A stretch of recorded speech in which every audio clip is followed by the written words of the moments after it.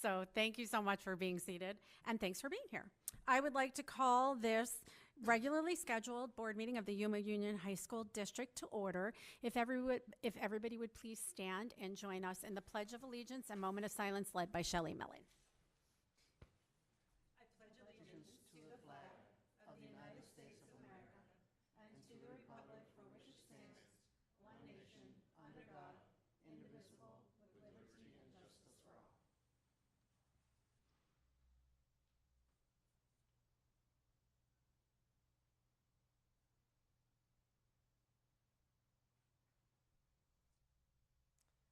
Thank you, everybody.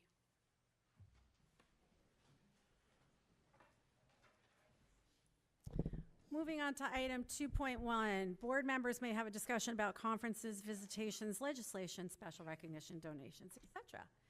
Does anybody have anything that they'd like to share? I do. Please, Joe. Okay, last week I attended the, excuse me, I attended the Somerton and Yuma High 2025 Fall Semester A-Team Celebration. This elite group recognizes outstanding academic achievement. Yuma High proudly honored 98 students, 15 freshmen, 18 sophomores, 32 juniors, 33 seniors. They also awarded 40 bars and 18 letters. Somerton High also recognized over 90 students. As a member of the board, I am incredibly honored to witness the remarkable success of our A-team this year.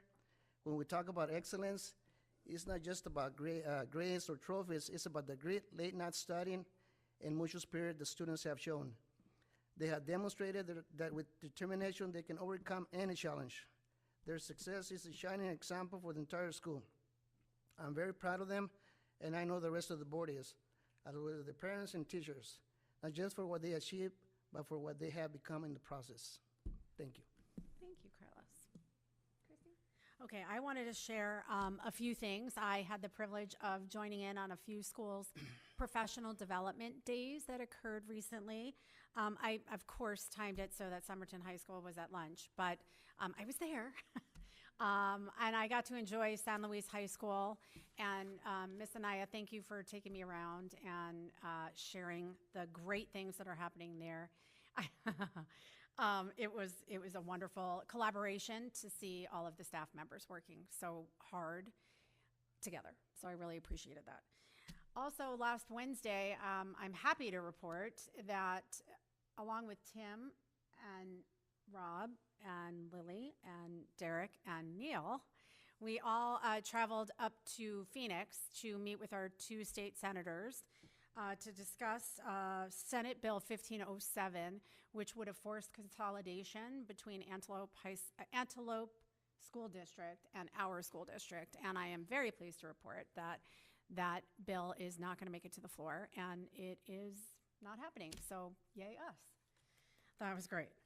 Anyway, that's my report. I appreciate the opportunity to speak. Moving on to item 2.2, Superintendent's Report. Now it's your turn. Thank you. And I did enjoy the trip to Phoenix last week with my team and President Kravitz, and it was great to talk to our senators and work productively for a good outcome, great outcome. But a part of my report today is this time of year we get to recognize our Teachers of the Year, and we have shifted to doing more of a video montage of them. So Eric Patton and Leslie Avila, their team worked together to put a video together.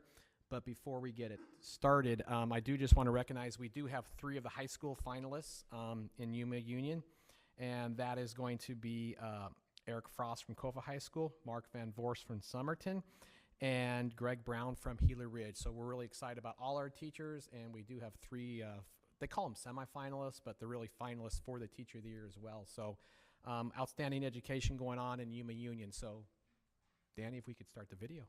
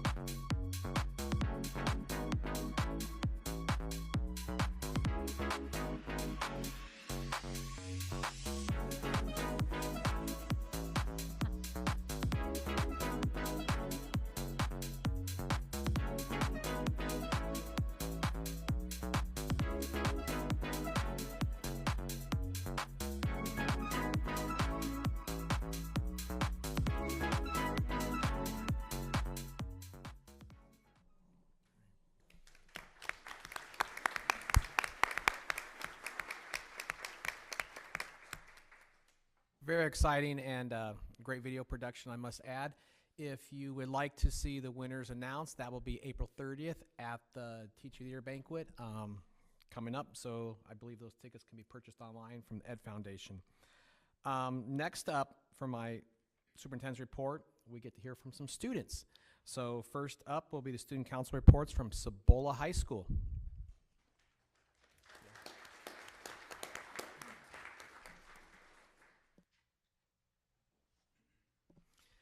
And just know that for our presenters today, there is a clicker up there, so that's easy to utilize. So make sure when you go up, you leave it there when you leave. Good evening, members of the board, administration, and guests. My name is Lacey Gonzalez, and I am the junior class president. My name is Julian Castillo, and I am the junior class treasurer. We are excited to share with you all a glimpse of the great things that are happening on our campus. The end of 2025 was a busy time for all, and Cibola was no exception. We dedicated November to appreciating our military families. Several of our Spanish classes created exhibits for the Day of the Dead. We welcomed the holiday season by participating in the Dorothy Young Christmas Parade. This holiday season, our school's administration and staff truly made a difference for families in our community. They came together to adopt families and generously provided gifts, warm blankets, and a gift card to help brighten their holidays. It's a wonderful reminder of the caring community we have here at our school. Members of our Student Senate Chick-fil-A Leadership Academy recently visited Dorothy Hall Elementary School as part of a community service project. During their visit, they delivered books to several classrooms and spent time reading with students. The experience was a wonderful success and provided a meaningful opportunity to give back to the community while promoting a love of reading. We ended the month of December by winning the Great Southwestern Soccer Shootout and ringing in the new year.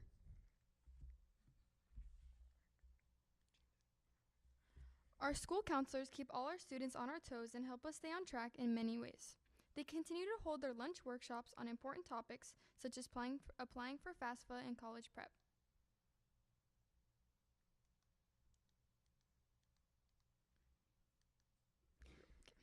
Cibola held an elective fair in early January during both lunches. Students explored course offerings and even participated in hands-on activities like painting. This experience helped us make informed decisions when selecting next year's electives.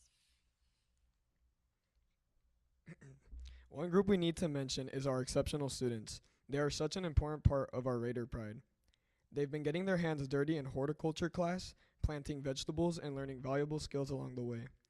We also had the chance to celebrate with them via a big send-off for their annual kickball tournament, which was an exciting moment for everyone involved. Our unified students have been busy on the basketball court as well. Just 2 weeks ago, they hosted and competed in the city's Special Olympics basketball tournament. It was an incredible event and a great example of teamwork, sportsmanship, and school spirit.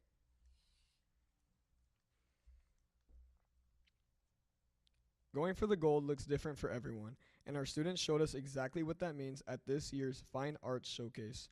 The evening was all about celebrating our rising stars as they shared their incredible talents. From drama, chorus, and dance to ceramics, digital arts, painting, drawing, and design, our students truly shined. As you can tell, Cibola is fortunate to have so many amazing people in our school community. One of those individuals is senior Samantha Chulma-Corlock. She recently received the 2026 NCWIT Aspirations in Computing National Award. Even more impressive, she was the only student from Arizona selected as one of just 300 recipients nationwide. She represented the very best of Cibola. Mrs. Perry was chosen as our campus champion. She is an English and Ed professions and an avid teacher who brings energy and passion to our students. Cibola is also proud of our Teacher of the Year nominees, Mr. Evan Foz and Mrs. Tiffany Sitzman. Ms. Laura Martinez is our outstanding first-year teacher nominee. We're excited to share some wonderful news about two of our outstanding educators. Ms. Amelia Vera and Ms. Deli Kale were each awarded a $2,500 grant through the Wishes for Teacher charity. This generous support will go towards enhancing their classrooms and creating even more meaningful learning experiences for their students. Our CTE program is always putting its collaboration and critical thinking skills to work. Education Professions has been working with students from Carver Elementary School in classroom activities and volunteered for their Carver Day Festival. Many CTE students attended the Yuma County Public Works Career Fair, where they learned how the skills they are acquiring now can transfer into a fruitful career. And our aesthetics class is putting the glam into their education plan.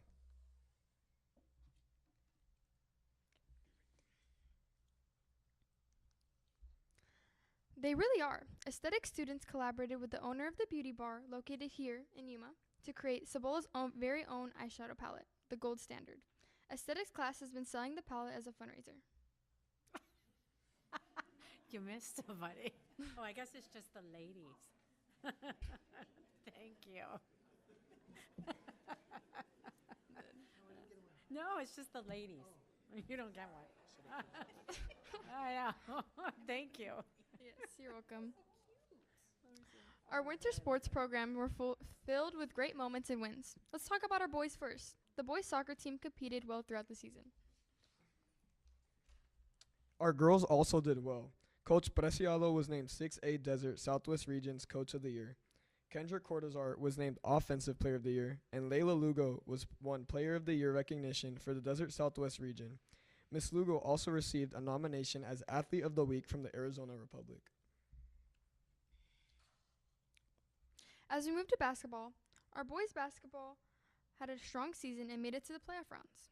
Coach Jason Harmony was named Region Coach of the Year. Seniors Isaac Navarro earned Player of the Year, and Landon Harmony was named Region Defensive Player of the Year. Our girls team had many moments to celebrate as well, including Coach Nielsen was named 6A Desert Southwest Region Coach of the Year. Leona Falks was named Defensive Player of the Year, and Elisa Molina earned Player of the Year for the Desert Southwest region as well. Wrestling finished their season with 3 members advancing to the state final. Cebola has been making headlines in our local community. At the state spring conference, her FFA chapter poultry evaluation team earned first place overall. We are so proud of our students' hard work, teamwork, and dedication that led to this outstanding achievement.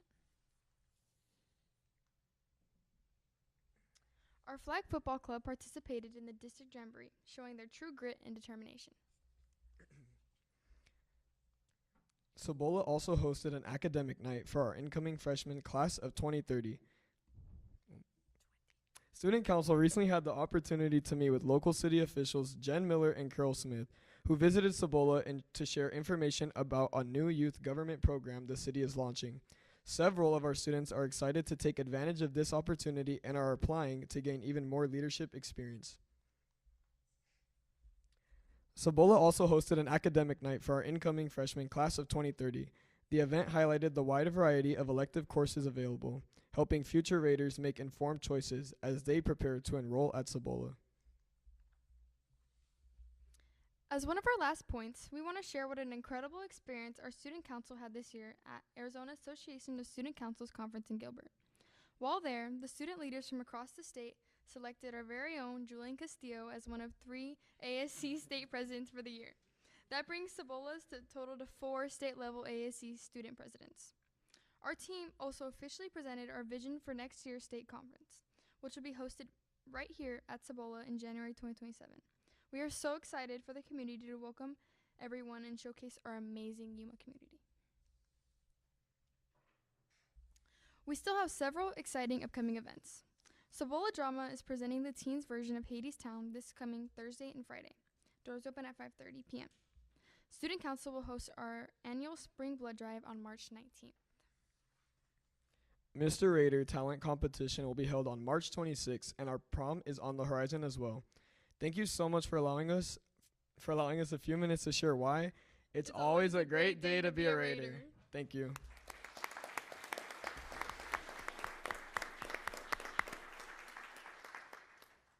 Thank you. I'm still trying to wrap my head around 2030, class of 2030 coming in. That's a nice round number. Thank you, Cebola. Up next is going to be Healy Ridge High School. Yeah, we can clap.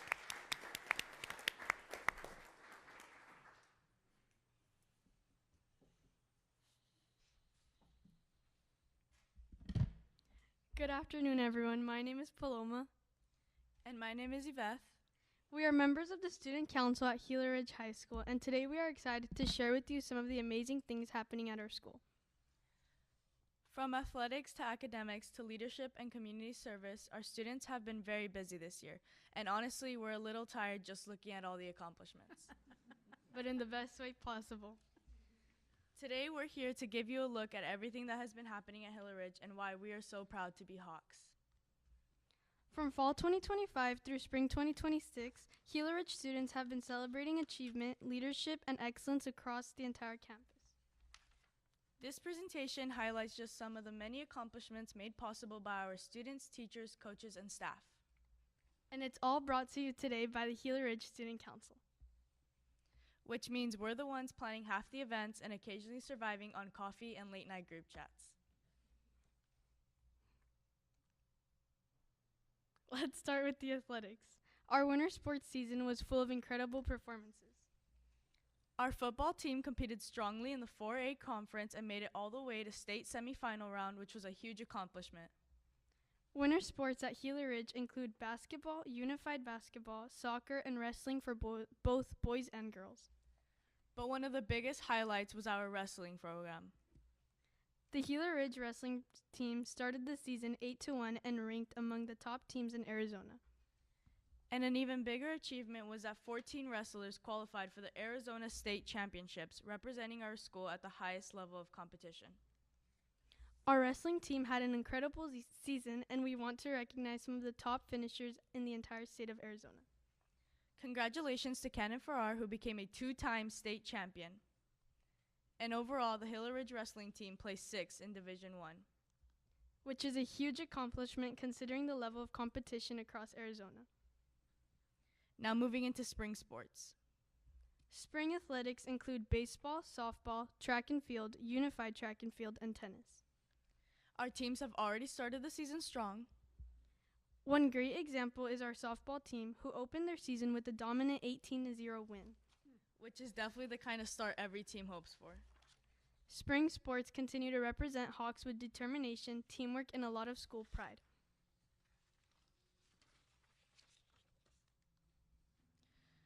This year also marked a very exciting milestone at Gila Ridge. For the first time in school history, we introduced girls' flag football team. Our team competed in the first ever flag football jamboree hosted by Gila Ridge High School on February 28th for all of Yuma Union High School district teams. This event brought together teams from across the district and allowed our players to showcase their talent and dedication. We would also like to give a special thank you to Coach Schreiber, Coach Toomey, and Coach Nelson for volunteering their time and supporting these athletes. Their leadership helped make this first season possible and laid the foundation for future success. We would also like to recognize someone who has made a huge impact on students at Gila Ridge. Mrs. Van Sickle has been named our Gila Ridge High School champion for students. She has also taken our academic decathlon program to new levels of success.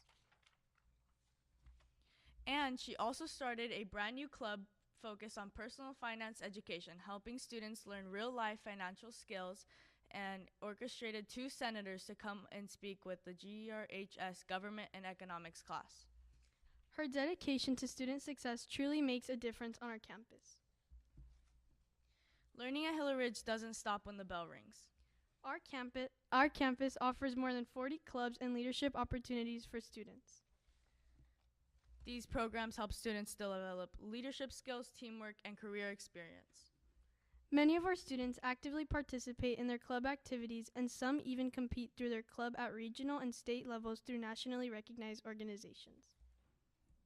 These include FBLA, FFAA, HOSA, FCCLA, and Skills USA, sports club, academic clubs, hobby clubs, and community involvement clubs.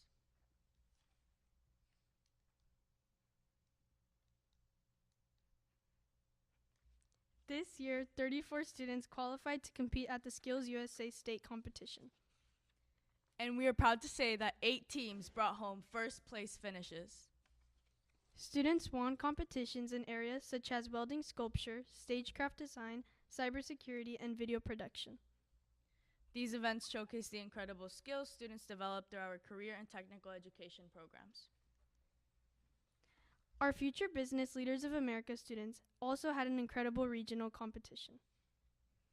Hill Ridge FBLA brought home 13 medals and an award for excellence in objective testing. In addition to regionals, 30 FBLA students qualified for state competitions. Some top results include first place in entrepreneurship, visual design, and business management. These competitions help students develop leadership and career skills that will help them succeed in the future. Our HOSA Future Health Professionals program also had a very successful year. A total of 57 students qualified for the State Leadership Conference. Special recognition goes to Abigail Smith, Brenda Peña, and Kendra Juarez, who played second in community awareness at regionals.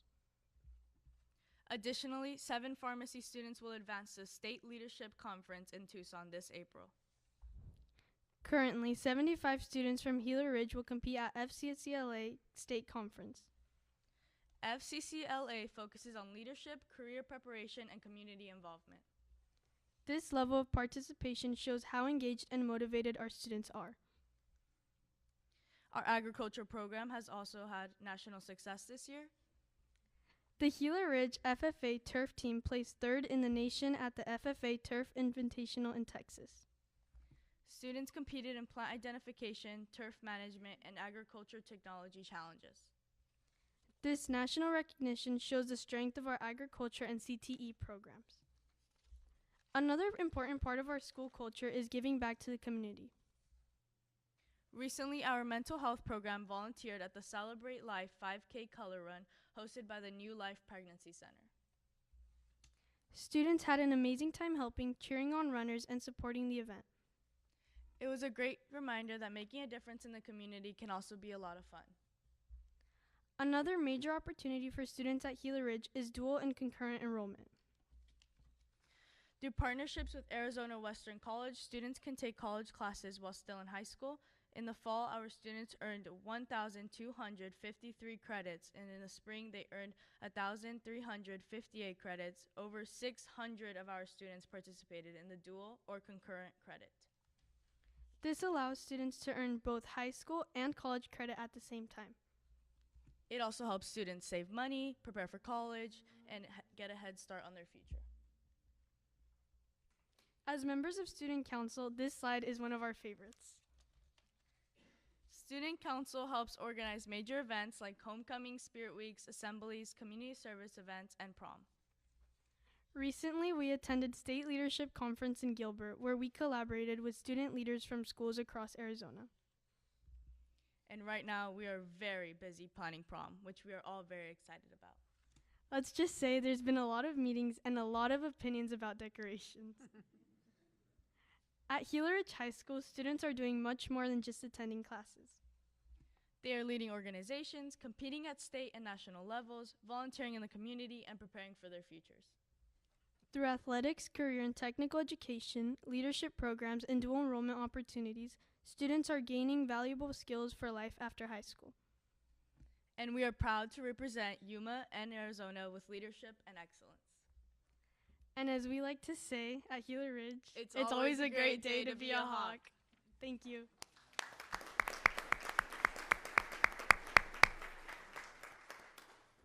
Thank you, Gila Ridge and Cibola High School. Always wonderful things going on, and just a reminder to board members and community members, we're always available for tours, so you can go see the great things in action.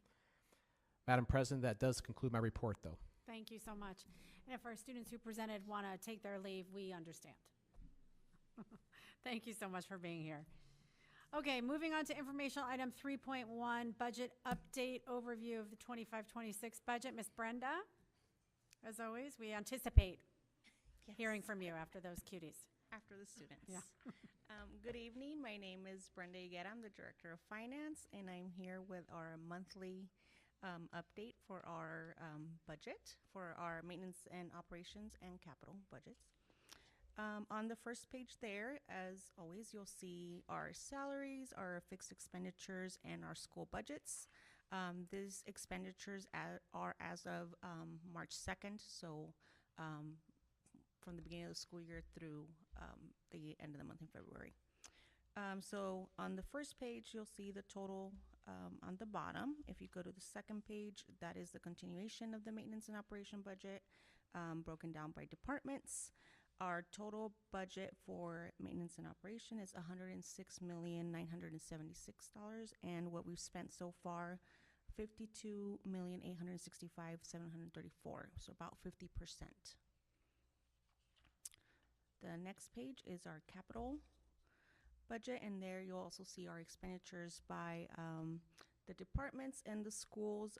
Our budgeted amount for that is $11,087,304. We've spent about 27%, which is $2,985,214.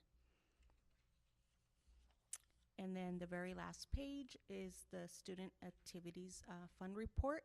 And there you'll see the ending cash balances for the schools is $758,705.32. And then in the bottom, we have the year-to-date revenues and the expenditures. And then the balance there is $34,727.84. Any questions? I have one question. Okay. It's about utilities. I saw in the maintenance and operation, we're probably almost at 70%, I think, right now. Yes. And I'm sure that's because utilities keep on charging us more. But how do we cover that as if it gets above 100%? Where does that money come from? So, Mr. Brown and I look at this because obviously we see that also, right? And when we created this budget, we created at the beginning of the year, which is we kind of take into consideration what we think we're going to spend.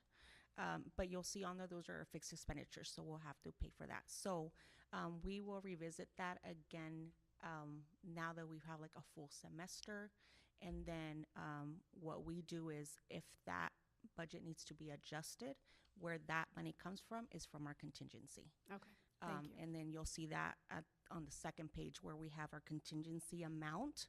So if we were to adjust any of the budgets, not just those utilities, but if we see something is, we have unforeseen things, that's why we have the contingency fund. And so that's where that would come from, and then we would adjust accordingly. I think especially on the heels of being in Phoenix last week and talking about forced consolidation, it has never been more apparent to me that this district runs a very tight ship and is very fiscally conservative. So as always, we really appreciate it. Thank you. We do try to be very conservative just to make sure we keep a healthy contingency for those types of areas where we do know that that's why it's an internal budget. We look at it every month because we might have to adjust just depending on what could come that month. Right. Thank you. Anybody else have a question? Okay. Thank you so much, Brenda. Thank you. Moving on to first read of policy, item 3.2. Let me get there. I'm sorry. Oops. This was in our book. Does anybody have a question? Because it's really just a first read. Okay, thank you so much.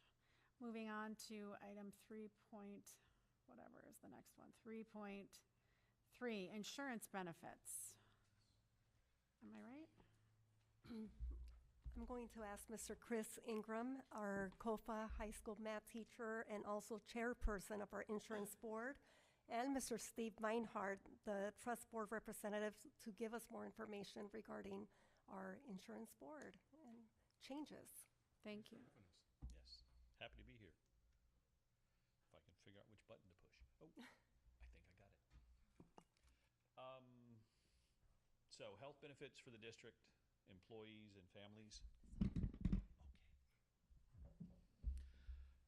Are provided by the self-insured trust, self-funded trust. So anyway, it was established in 1985. It provides us with opportunity to be creative and frugal and flexible that some other insurance options don't have. Having a trust helps us to also assist with claims and have a little bit more input and be able to help our staff, which we subsidize and do quite a bit. You can see the district pays all the claims through a trust, and we have a reserve set up.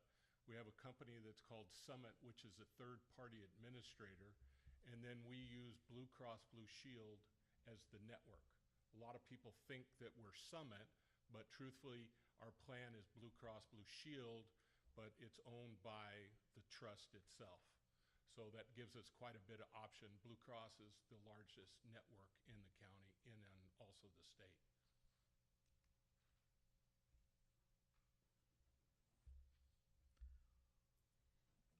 So the main source of funding to the trust is the $8,800 per employee. YUHSD is one of the few districts in the state that provides full funding for each employee's base insurance plan. Additionally, employee payments, we have a buy-up option, which has a little bit broader coverage. And then for coverage of family members, that's at the cost to the employee that also gets paid into the trust. We have a few retirees who stay on the plan, paying for their own coverage, and then transitional employees that utilize COBRA for 18 months. 18. Yep. Total claims per year, you can see this is one of the things that was, a major change or a big hit. To give you an idea, you can see the 2023-24, we paid a little under $10 million. And in the next plan year, we were at $13 million. So one person alone is $1 million worth of claims, to give you an idea. It's changed a lot. When I say that is like critical illnesses with all the new medications and what have you.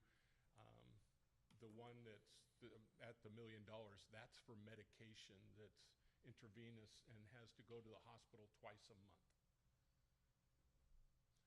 The others, you can see that we had large catastrophic claims, what we call shock claims. There was 21 members last year.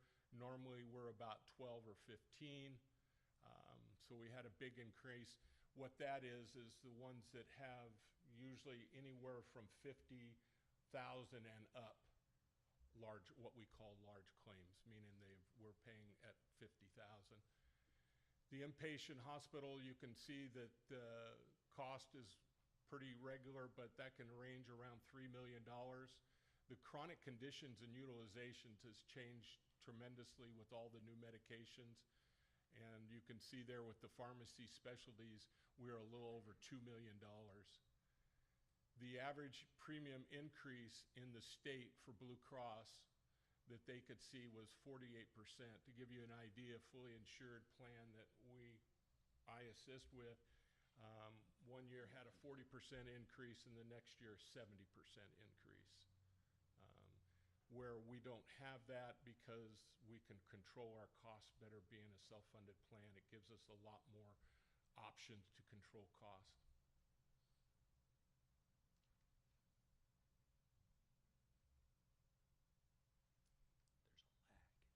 There's a lag. You can see we had to make some adjustments. So last year we adjusted the base plan, had a $1,000 deductible, went to $3,000. What this does is then the staff has to pay a little more if they're using the coverage. The buy-up plan was $400 and went to $1,000.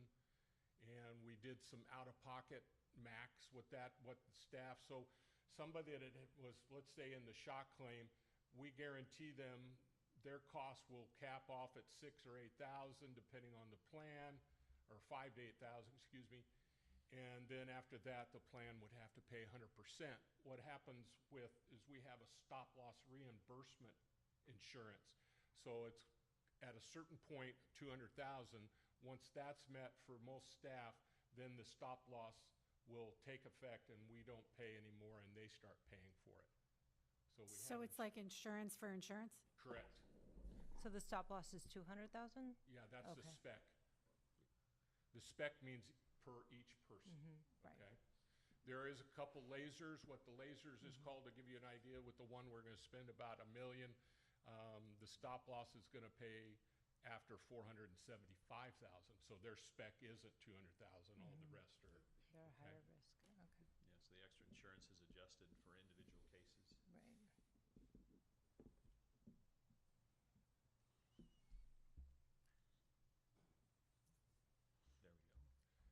We added a plan we had had Mexico as an option that all staff could use. It's a voluntary option. In this last year, we added a Mexico-only plan for those that would just like to have their services in Mexico. The nice thing about that is then we were able to give their whole family the same cost, and it didn't cost them. They could add the whole family, meaning spouses and children, to that coverage. And it saves quite a bit, and we have quite a few. We had 85 after the initial enrollment. We have about 85 now of staff that took Mexico only. We also do an employee assistance program. This is primarily for counseling, but there's legal and financial that they can do. There's a wellness, there's the crisis hotline that they can call. They have come out to some schools where they've had difficulties at the schools. They'll send counselors to the schools that can be brought in if something major bad happens. We have quite a few that use it for counseling. It is paid by the plan. They get to have 6 visits where they can go. They can do virtual or they can do local, and they can continue after that, but the first 6 are paid by the plan itself, no cost to the staff.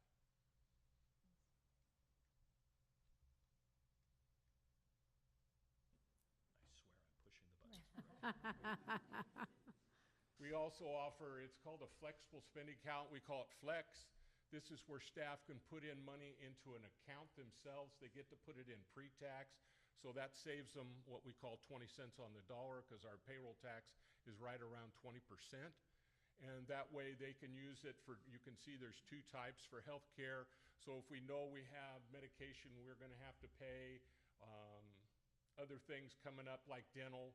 Some really work this really well. They'll go and do all their annual visits and get ready so that they know in May at open enrollment, because everything starts over in July, then they can put money into this. The nice thing is in July 1st, and let's say they decide 2,000 and it's going to be their own money. It hasn't even taken anything out of their paycheck yet, but they can use that whole $2,000 to help do stuff during the summer. The dependent care, you can see there's a $2,500 or $5,000. That has been changed. These are governed by the Department of Labor and IRS, and those are going to beef up. So we're going to look at that for the next year to be able to have more, because as we all know, the economy, we're paying a lot more than what we did several years ago.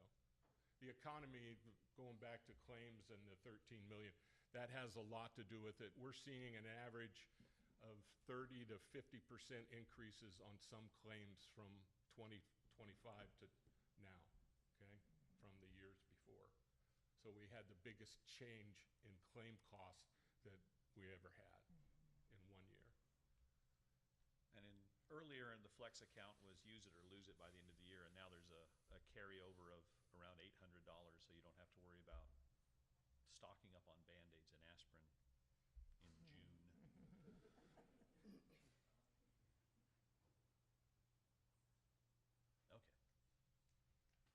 Oh, am I at the end? Was there one after this? Oh, point it over there. Okay. Point it the right direction. That's it. That I might think be it. that's the last slide. Yeah. You got any questions or? I'm sure some of us do. Yeah, please. Go ahead. Oh, I know you covered this at the beginning, but I would like more of an elaborate explanation as to what are the benefits of being self-insured versus not? Really is control.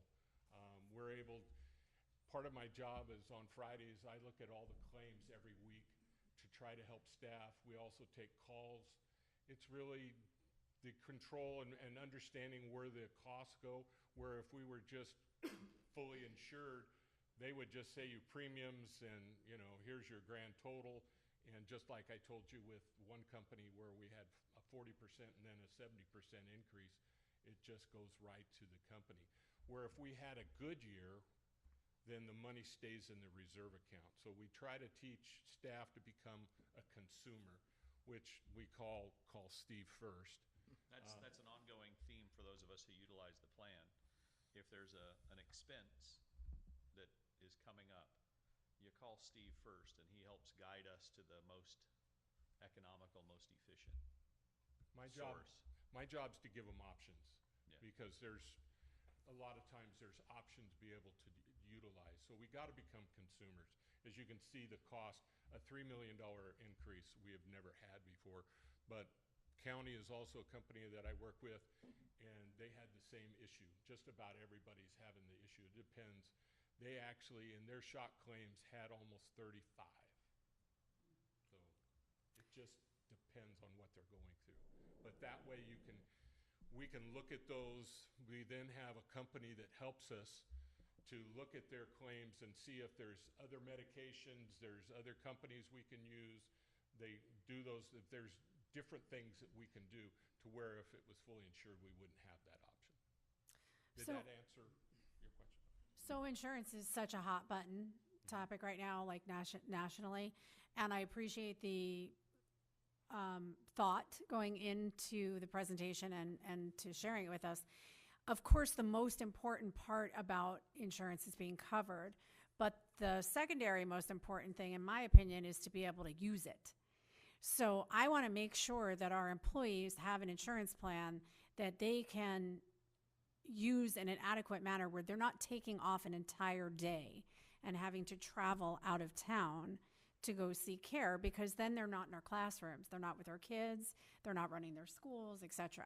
So how does this work? Well, to give you an idea, so in January, I had somebody went to his endocrinologist, and that was his annual, goes every 6 months. And then they told him he wouldn't be able, the next appointment available was in December, locally. We were able to get him in for a June meeting or July by having an option to go out of town. Right, but is there an option to stay in town? There is a... Oh, definitely. Yes. So it's, chest pains and arterial bleeding. There's a nice building down the street that'll take care of you. Right. For other things, we have more options. Like Steve mentioned, the utilization of medical facilities in Mexico. My Spanish isn't strong enough that I would be comfortable doing that, but many of our employees have families and connections where they can get excellent care at a much lower cost. And Blue Cross isn't going to do that. Right. So I mean, that's definitely a popular option amongst larger companies in Yuma County, is a Mexican-only option. So I applaud you for thinking outside the box. But then how does prescription coverage work in this? Prescriptions are done at any pharmacy, okay? So even if they have a Mexican-only plan, they can fill their prescriptions in the U.S.? No. Okay. If they have Mexico only, they have to stay in Mexico. They utilize, it's called IMS, International Medical Solutions, and they have to use their pharmacies and their facilities. But they have them all the way from Tijuana, Mexicali, San Luis, Nogales. They have quite a few locations they could go. Okay, but this... Mexico-only plan, but I would be covered using the pharmacy in Mexico if it was to my advantage. Right, I understand. But this policy and these prices that we're talking about, that includes prescription coverage? Correct, correct. And to give you an idea, for the Mexico, for the voluntary that have the U.S. coverage, there are both, they can go down, they could be on 6 different medications and one copay $10 and get 3 months in Mexico. Right. Okay. Yeah, I just want to make sure that the insurance that we offer our staff is usable, affordable, and a benefit. Blue Cross is the largest network. To give you an idea, compared to United, there's about 300 providers in the United in Yuma County, where Blue Cross is over 600. It has a lot to do with availability. A lot of times we are short doctors and they can't get in. Right. So we give them options to be able to go out of town, but to give you some things done in Yuma, give you a knee surgery is going to be close to $50,000 or $60,000, where we can use a team physician for the Diamondbacks or the Suns, and we're about half the cost, about $30,000. Right, but if that employee wants to stay in Yuma, And it's okay. his option. Okay. We give him the option. He chooses where he goes. Okay, I have one final question. Okay. Is there a way that we could take our district and other districts in Yuma and create a larger purchasing block, let's say for insurance purposes? They've tried that, and it's called YABCE, excuse me. It does work when you can get about 20,000 people. Yeah. From 1 to 10,000, it's about the same. Okay, thank you for answering that. Yeah. Carlos, Did you have any questions? No, I did. Okay, Shelley. I did, yes. So with the increase of that 3 million, what is the balance of our trust right now? And and so when the trust goes to a certain balance, there needs to be money put into that. And that probably comes out of the contingency to go into that, I would think. Oh, yeah. Neil? Neil, you want to jump in? Okay. This is Neil Brown's expertise. Okay. This is my expertise. So we, with Diane's guidance, we have a fund in direct costs. It's some money that we're able to get off of our federal grants to use for those purposes. When we had the ESSER grants, the COVID era grants, we built up some of that for instances like this. So right now, that's where I'm pulling from to fund it. So we've been injecting it when we need to keep it healthy. With obviously, we're looking at what we can do long term. But for now, we have the money to do that, and that's what we're injecting. Do you think that to be able to, it's a combo of injecting that into the trust to offset to keep those, do the premiums need to be higher, raised to be able to, to keep that balance at a certain level? Yes, and that's part of how we do it. We call them contributions since it's not paid to an insurance company, but it's the same as a premium. Oh, okay.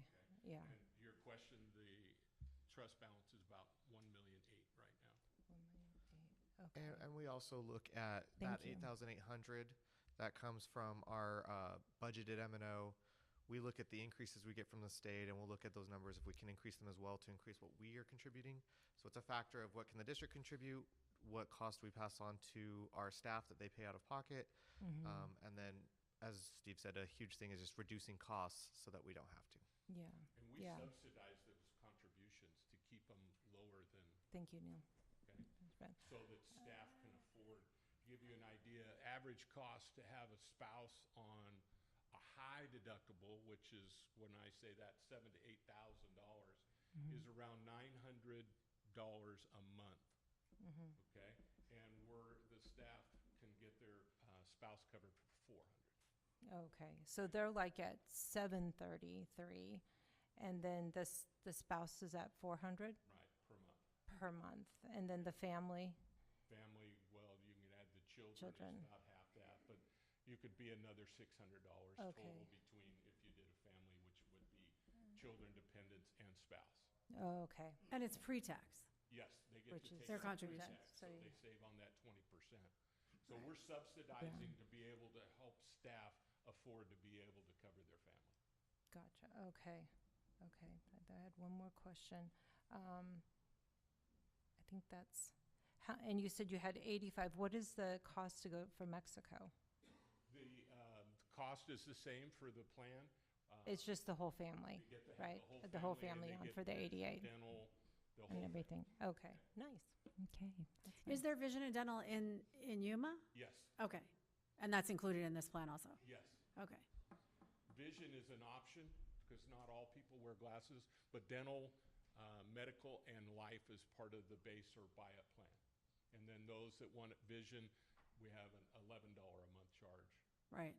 I'm sorry, I didn't mean to interrupt. Go ahead. I just want to make sure that when they call Steve and our employees are saying, hey, this is the problem that I'm having, maybe they're being offered an out-of-town option, but I think it's really important that they're also able to get care here for convenience, especially if it's a child or, a family member, and to keep our staff at work, right? We want them here. So because everything is 3 hours there's away. always, It's like like, 6 hours.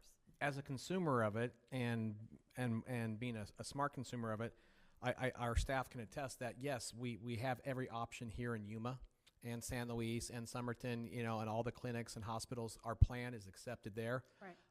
Probably one of the largest barriers, and I think every healthcare provider would agree with this, is a lack of doctors. So sometimes the option may not be here because of the wait time, but if there's an emergency or it can't, like, we have all the options here in town. I just wanted to make Yes, sure. absolutely.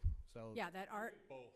Yeah. I always show who is in network in Yuma and then what other options, because to give you one that I was working with today, was trying to get into a dermatologist, was having difficulty. It was going to be 6 months out, and gave them the other options and was able to get into Phoenix next week. yeah, no, that's great. It's So great. that's their option, because they needed it, you know, when you have something going on, you need to be able to get in. Mm-hmm. Yeah. Yeah. We just try to give them the option so that they have choices. Yeah. Thank you. Did you want to say If something? you're not in the Mexico-only plan, if you want to use your vision and dental in Mexico, are you allowed to do that? Yes? If you're not on the Mexico plan? Right. Yes. If The they ask, U.S. coverage has Mexico and U.S. Okay. It's voluntary for them to go, so they can choose. A lot chose so that they could pay, because many can't afford Oh, yeah. to cover their spouse at 400, even at 400 a month. Oh, yeah, for sure. Yeah. Now they get the spouse and children covered, so they utilize it and be able to go down there. Yes. as long as the doctors, Yeah, part of the, for the yeah, we have to insurance. stay in network just like we do Yeah. in the United States with Blue Cross. Right, but the Blue Cross Blue Shield network is probably the most heavily participated network in Yuma County. Correct. Yeah. They have about 50,000 people covered in Yuma County. Yeah. I just wanted to say thank you to Mr. Ingram and Mr. Meinhardt for advocating, and it's a lot. And thank you for doing that, and thank you for volunteering to do that. It's a lot to keep track of. So thank you. No, I appreciate being here to be able to. Yeah, we appreciate the information a lot. Yeah, thank you. Thank you. I just want to add that I do appreciate our board members asking about this, because it's been a while since the board's been informed of our insurance, and I think it's important that they understand the value that the trust brings, and then the value that Steve also brings, because he gets utilized, he and his son, quite often. So thank you, though. Mm-hmm. Thank you. Thank you. Okay, information, Informational item 3.4, counseling. Derek. Yes, we have a presentation for you tonight to discuss the counseling departments. As you know, our schools have counselors, and they are overseen by directors of counseling, who we have a couple of them here tonight. So I'm going to turn it over to Mr. Semler to talk about how our counselors impact student readiness. Good evening, everybody. Corey Semler, Executive Director of Teaching and Learning. Our Teaching and Learning Department has the privilege of partnering with many groups that directly impact our kids across the district. And tonight, I'm really proud to highlight one of my favorite teams to work with, and that's our campus counseling teams. It's my pleasure to introduce two counselors who are going to share a glimpse into the meaningful work that's happening every day to support our students, and the leadership role that they play a vital part of regarding the preparation to make sure every kid's college, career, and community prepared. So please allow me to welcome Miss Maria Dillard from Somerton High School and Miss Annie Dawson from Gila Ridge.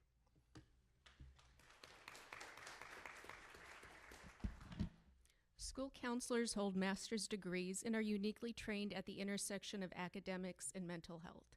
This dual expertise allows us to support the whole student, academically, socially, and emotionally, while prepping them for life beyond high school. Our goal is not simply graduation, but readiness. We help students apply academic strategies, recognize and manage emotions, build interpersonal skills, and develop, grow, and explore post-secondary plans. Whether that path leads to college, career, the military, industry certification, or some combination of these. Every one of our Raiders, Hawks, Kings, Sidewinders, Toros, Criminals, and Lobos in YUHSD has a school counselor.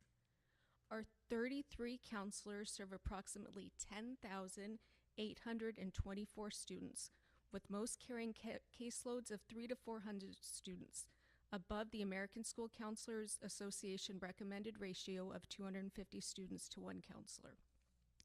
We work to ensure each student meets individually with a counselor at least once per semester to review academic progress and post-secondary goals, in addition to course selection meetings and responsive services for crises, challenges, and celebrations. We meet with all students throughout all grade levels. For many students, these supports extend well beyond the structured touch points. This intentional, ongoing guidance ensures no student falls through any crack, and that planning for adulthood is personalized, proactive, and comprehensive. Good evening. Counselors are also actively engaged and involved in testing throughout our district. So we have the dual enrollment credits. Let me begin again. Counselors work to help students explore opportunities in high school, including dual and concurrent enrollment in both CTE and academic classes. Dual enrollment is when a student takes a class at the high school and earn a college credit. Concurrent enrollment is when a student takes a class at the college or university and they bring it back to our high school. We are the main go-between our campuses with the district and our post-secondary partner of Arizona Western College. We have 1,723 students that participated in our district's dual enrollment classes in the fall and 1,793 students enrolled in the spring. Our students are currently and actively enrolled in college courses, both dual and concurrently enrolled. This graph does not include students enrolled in concurrent credits. We have hundreds of students taking college classes throughout both concurrent and dual options.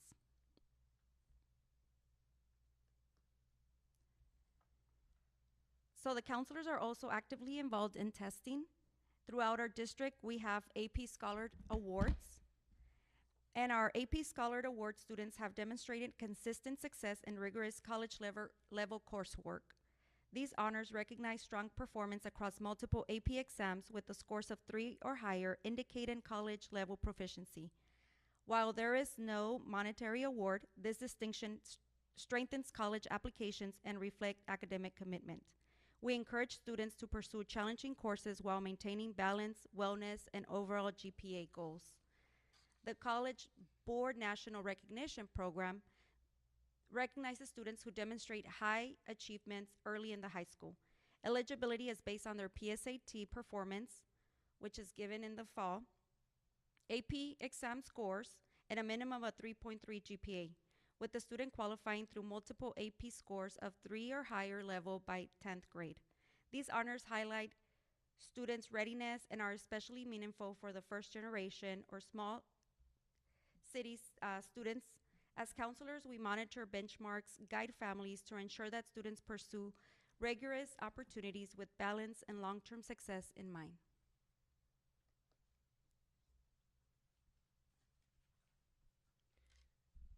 Here's a snapshot of some of the success from our class of 2025.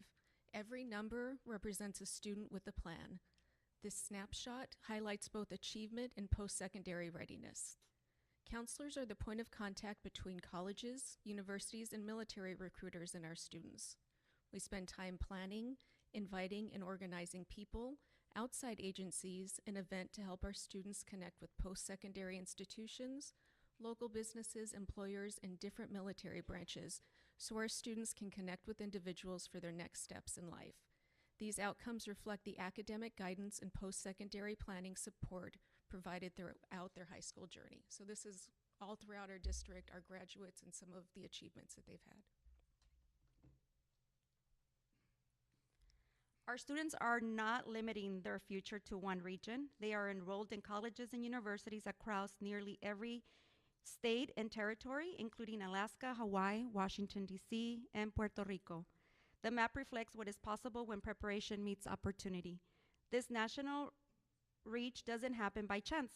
Beginning early in high school, we partner with students and families to align academic choice and long-term goals, build thoughtful and balanced college lists, and navigate every step of the process. From applications and essays to financial aid, direct communication with admissions offices, our commitment is simple. Every student deserves access to meaningful options. Through proactive planning, personalized guidance, and strong advocacy, we ensure students are prepared to complete confidently and pursue opportunities where their goals are led them.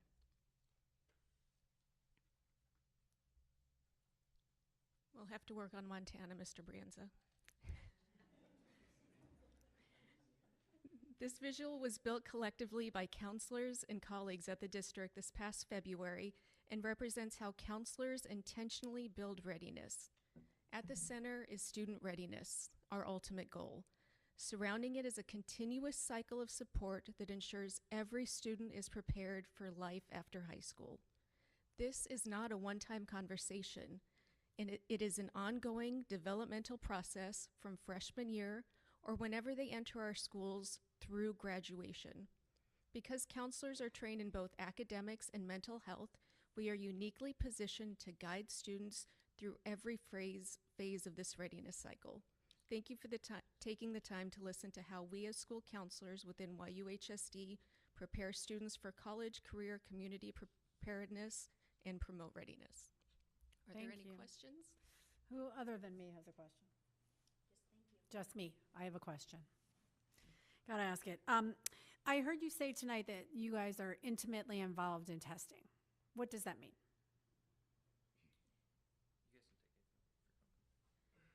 Well, we have different testing across the district, and in our schools, for example, we have ACT Aspire, we have AC Science, we have ACT and AP, ASVAB, and it depends. Every campus has different roles. In our campus at Somerton, I can speak, we do have the ASVAB, which is military, and we help coordinate the tests, such as we communicate with the person in charge, we plan it, we get trained, then we train teachers, and we make sure that students attend the testing, because that will give them opportunities to either, they can see their areas where they can be good at in a career, or if they want to join the military. But you're not actually like monitoring the test. You Yes. are monitoring Yes. the test. We also have like ACT or AP or AC Science, AC Aspire, and they're all So- for they're different. Sorry, they're at different levels, and they coordinate and they monitor. Right. They put them in rosters. They train the teachers. We have Adriana who comes and helps us in our campuses to train the teachers to monitor the test. Right. And Okay, so you wear like 30 hats. Got it. yeah. Okay. Put one on, take one off. Yeah. Thank you. Anybody else? Thank you so much, ladies.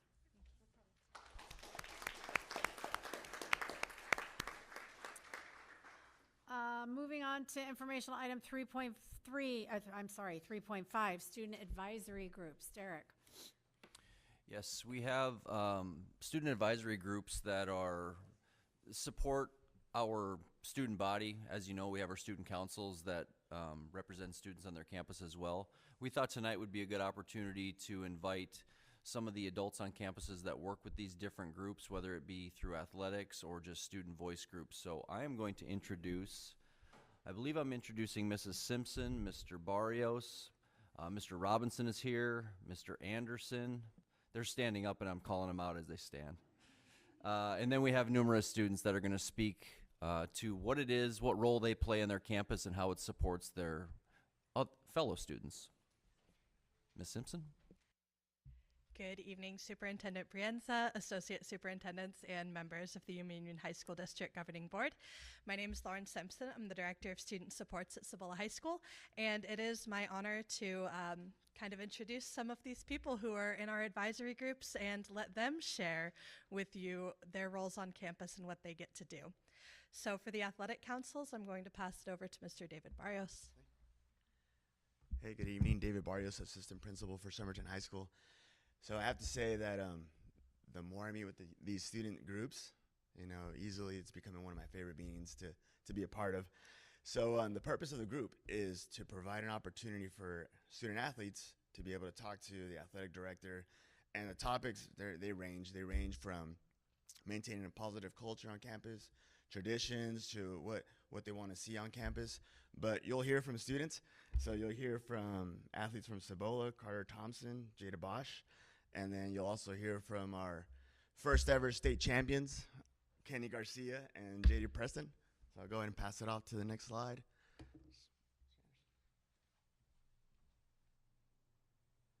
And you're going to hear from Soraya Simpson and Briseis Salcido, two Yuma High Athletic Council student members.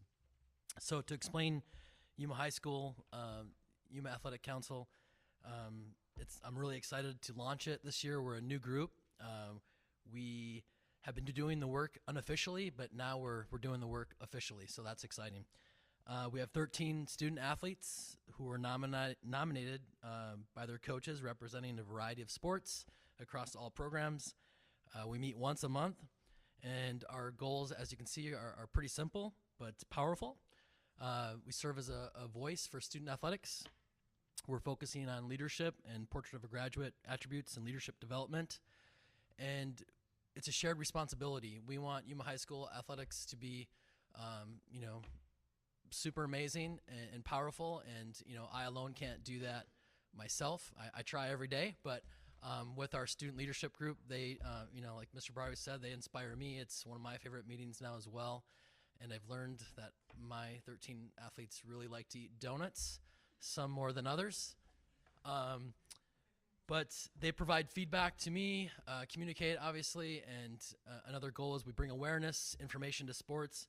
We discuss AIA bylaws, AIA guidelines, budgets, schedules, sportsmanship, and then finally another major focus is inspiring participation in all sports. We honor multi-sport athletes, and we celebrate that, and we celebrate highlights, award our athletes with Triple Crown Athlete Award and Scholar Athlete Award, and just try to increase school spirit as well, and to make sure that, that students see the whole broader athletic picture of what it's, like to be a Yuma High School student athlete. And like I said, in a little bit, 2 of the Yuma High School student athletes will speak, and I'm just proud to make Yuma High School athletics better every day with their help. So thank you. Yes. The next slide, and I believe I'm turning it over to Somerton, or is Yuma? Gotta go back one. Thank you. Good afternoon, board members. My name is Kenneth Garcia. My name is Jaden Preston. And we're here on the behalf of Somerton to talk to you about all this stuff. Creating traditions. We're working on creating traditions after our first year with every sport having a varsity team. So we talked a little bit about a fight song or a spirit song for our sports teams.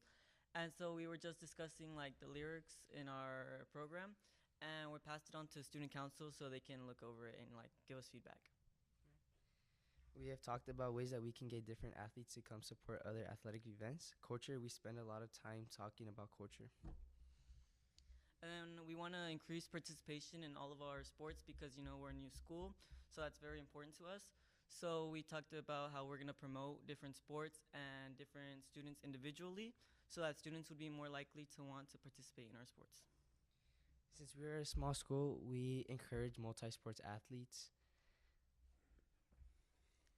And then we also discussed captain courses, like how we choose captains and ways they can be better leaders and encourage other sports teams. There are a lot of great things happening at Somerton High School, and we always strive to win with excellence, meaning everything we do with the best of our ability. Go Toros!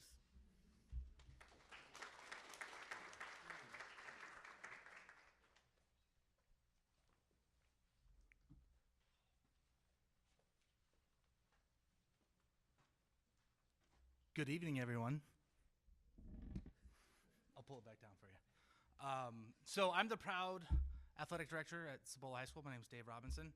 About 3 years ago when I took on this role, I wanted to stay as close to students as possible. So I decided I would try and create an athletic council where give students a voice. And so over the 3 years, I have 2 veterans that have been with me for multiple years. So I'm going to actually turn it over to them because they're who you should listen to. Come on in. Good evening, board members, associate superintendents, and Superintendent Brienza. Thank you so much for this opportunity to be here today. My name is Carter Thompson. And my name is Jada Bosch. And this is our second year in the RAC. We're here to talk to you today about the Raider Athletic Council. So last year we were part of the Chick-fil-A Leadership Academy. Through the Chick-fil-A Leadership Academy, we were able to give back to 3rd grade students at Valley Horizon. We were able to package and deliver 5 books to the students. Additionally, we spent 2 hours reading those books to them. Being with the kids made me feel like a leader, and it made the students feel like they had someone to look up to. It showed me that leadership is not just about being in charge, but about setting a positive example, building connections, and inspiring others through simple actions. This year, we hold meetings every month to discuss the 6 portrait of graduate attributes, helping us become better advocates and leader for each of us in our teams. Inside Inside the RAC, we've learned a lot about being a true leader by modeling discipline, communication, resiliency, and a strong work ethic. Another activity we participated in last year was alongside Cebola's Student Senate. We met in our school's library and took old t-shirts and recycled them into dog toys. These toys were then donated to the Humane Society of Yuma. We've also got to review and revise the Cebola Student Athlete Handbook. At the end of each school year, we get all of our representatives from each sport to voice their opinions about any changes that needs to be made. Thank you so much for this opportunity.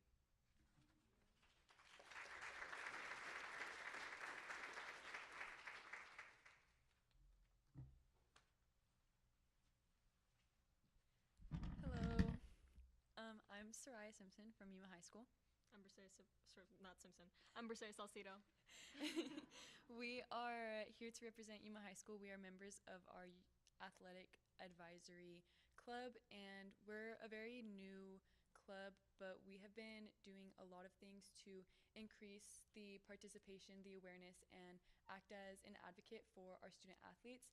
As you can see, this is a pretty intimidating list of things that we've done. So we are each just going to pick out a couple of these to kind of highlight about what we've been doing for the past 3 years that we've been here, and what we're going to continue to do, because we are now officially able to say that we are doing it like for the purpose of our club. I'm going to go ahead and start off with, I know a lot of our sports, we love to get in like touch with the community. So it's pretty often you'll see us out there. I know cheerleader myself, we did an event with Bubba's 33 where we introduced them to Yuma as a new building. And we also do a lot of volunteer work. Sorry, I'm blanking. We did an event this Halloween where we made costumes for Nikki babies. There's like little felt. And we gave back to the homeless shelter this Thanksgiving as well. And we made blankets for them as well. Yeah. And then I'd like to talk about some of the awards that we have for the athletes who participate in multiple sports. I myself am a multi-sport athlete. This is a shirt that we get when we participate in 3 sports. That means we do a sport each season. And it's the Triple Crown Athlete Award. It's used to kind of inspire people to put themselves into action in more places than just one, so that they can give back to the community of the school as well as bettering their skills. Another thing I want to talk about is public announcements. So something I do personally for advocacy of our student athletes. I'm in the track club and also soccer. There have been times that I take a moment at lunch to talk over our speaker system, to talk to all of the students who are eating lunch and let them know that tryouts are coming up, or where to find information about the sports we're doing, whether we sell concessions. I like to get the name of our different sports out there so that the students can be aware. Thank you. Go Yuma High.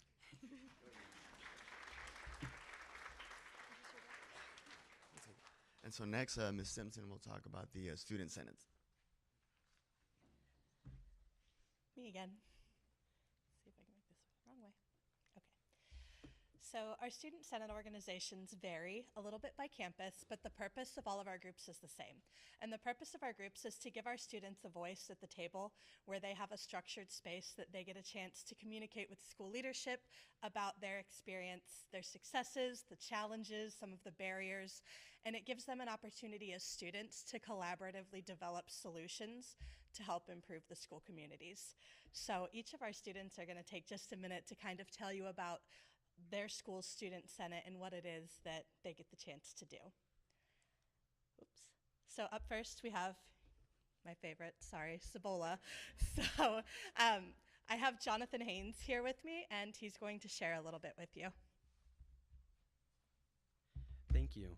Good evening. My name is Jonathan Haynes, and I am a member of the Cebola Student Senate.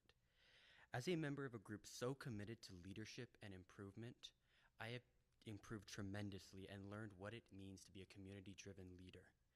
The Cebola Student Senate has been dedicated to giving back to the community through efforts such as elementary school visits to distribute books, improving student nutrition through collaborative meetings with district nutrition leaders, and presenting ways to incorporate Portugal Graduate in many classrooms across the district during PD days.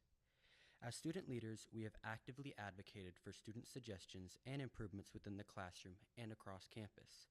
It is through these many efforts, including some that have not been mentioned, that the Student Senate has demonstrated the voice of student perspectives and communicated the current high school experience. Thank you.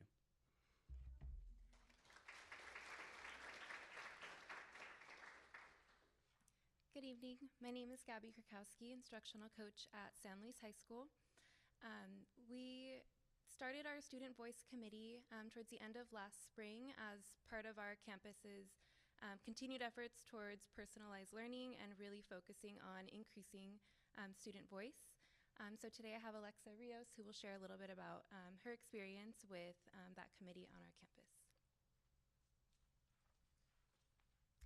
Good afternoon, fellow peers. The San Luis High School Student Voice Committee empowers students to share their perspectives and advocate for changes that positively impact the student experience. At San Luis, Student Voice meets once a month for about 30 minutes with around 20 students ranging from grades 9 to 12. Meetings begin with the connection activity, followed by students collaborating to problem solve or share input on a particular topic affecting the school environment. That commitment connects to our efforts in instruction and school culture. By sharing student feedback, we've helped inform professional development and communicate meaningful insights to teachers. We've helped implement learner profiles, which helped strengthen teacher-student relationships within and outside of the classroom. Our advocacy also extends into advisory lessons and ACT support. When we began this program in spring of 2025, we pushed for advisory lessons to be tailored by grade level to meet student needs, with fall of 2025 prioritizing ACT preparation for juniors to ensure readiness. Mondays consist of ACT practices, such as you get to your homeroom and you contain the first 30 minutes of these practices, whether it's math, science, or whatever subject you feel you need to improve for. Student Voice additionally supports nutrition and safety. The Executive Director of Student Nutrition meets with students to gather input on meals and provide samples, while the Director of Health and Safety gathers information regarding safety protocols. The Student Voice Committee turns student feedback into meaningful action that strengthens our campus and education. Thank you.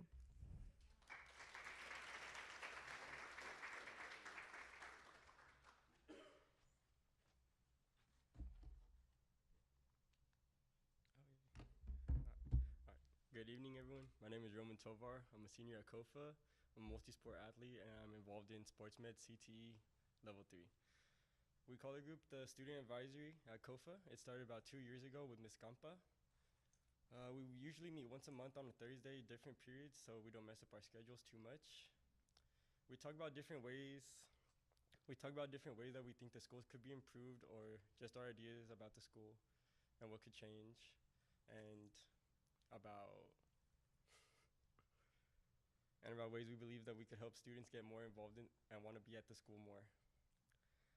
Changes that that the group has believed that we've seen is we see security more around campus in different areas, providing more awareness that they are there, and students' voices being heard more, and actions being taken faster than they used to have been. In my opinion, I think this group is a great idea. It helps give the school different perspectives on topics from different grades and different people. And it's given me a better understanding of like how other people see the school and what they think about it. And to let people know that once a king, always a king. Does anyone have any questions? All right, thank you.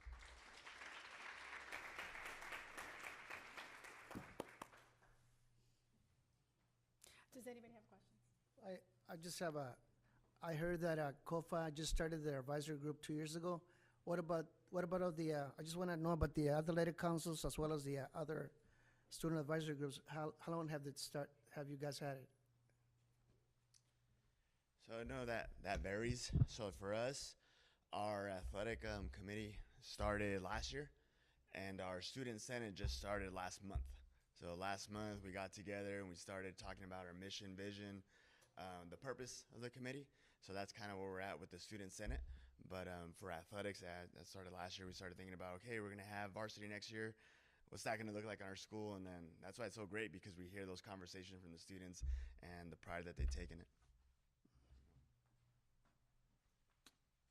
The inaugural year for the Raider Athletic Council was the year 2023 and 2024. So 3 years. About to be 3 years. So we're the newbie on the block, but Yuma High School had a SLAC, Student Leadership Advisory Council, with the AIA a few years back, and then that kind of went away. So I started it back up this year. So we're rolling now. So okay. Any other questions? Thanks so much for bringing these kids here. Thank you. We really appreciate all the work you guys do. Thank you.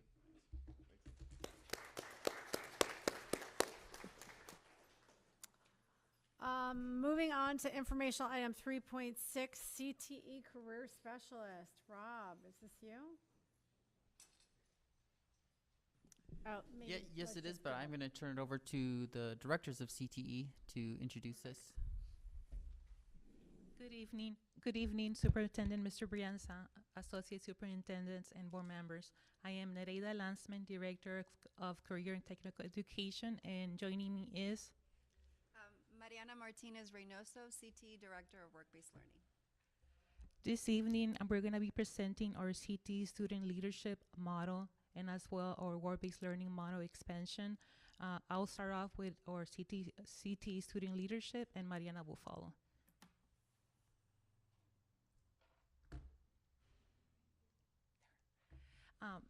So first, I want to start off with a little bit of history of our current CTE student leadership, just to kind of give a feedback.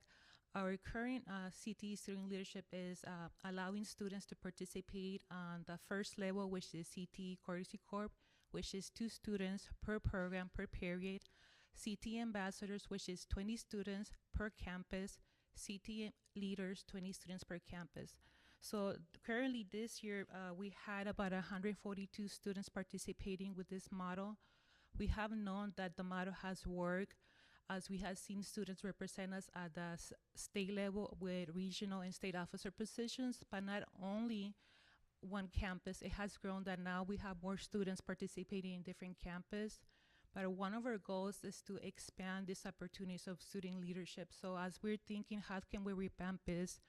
We wanted to ensure that we provide more opportunities to students and as well more opportunities in work-based learning. So now that we have a plan for next school year, this is our plan, which will allow us to continue to grow our work-based learning. So next year, the plan is that we're gonna go ahead and move to a CTSO base, allowing each CTE program, their 7 officer team participating, gain leadership skills. We will bring a professional to train the students, so that will look that the current growth for those 7 officers teams will impact the whole population of a CTE program. So we have 100 students enrolled, example in welding. Those 7 officer members will be able to continue to promote leadership within their program. The other areas that we're gonna go ahead and modify is leadership integrated into the classroom, because one of the requirements of CTE is to make sure that we embed CTSO in each of the programs.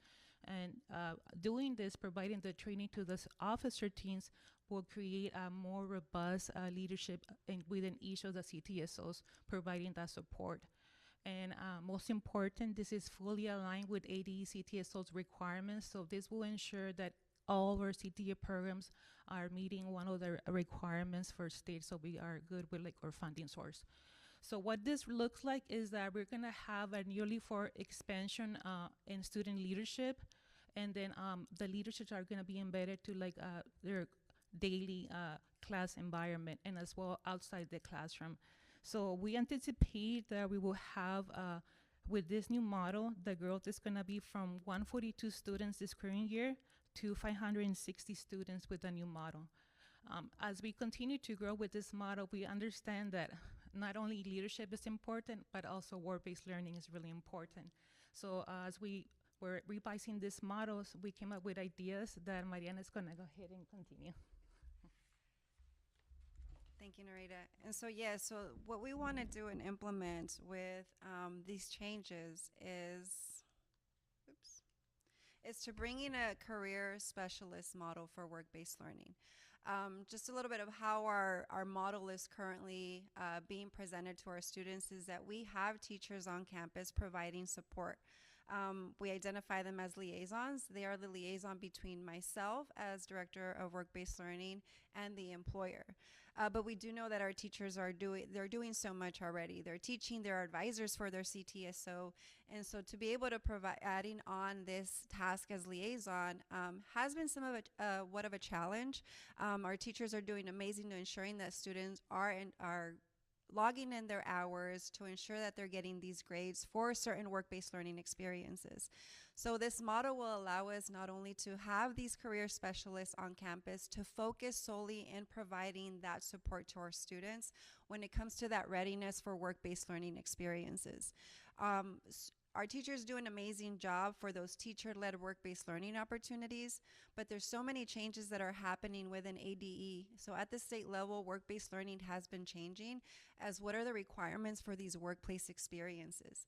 So that to ensure that we are aligned with ADE's workplace learning requirements, we want to make sure that we build these structures and these processes for the different type of opportunities that we offer, but at the same time, not lack in providing that support to the students to be successful in not only obtaining these opportunities, but that they are successfully completing these training opportunities.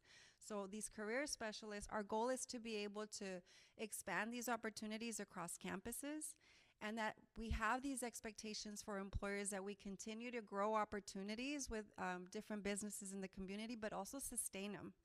And DCE is a big program right now. It's one of the workplace learning experiences that has been growing, as well as internships. But again, it's have that readiness for students, and we hope that those career specialists will be able to provide that support from resume preparation, mock interviews, and also have these individuals, these career specialists, to work closely with teachers and counselors to identify those students who are ready for these opportunities. So the expectation would be that we are in compliance with the requirements for ADE and have that necessary documentation for monitoring that will probably begin in the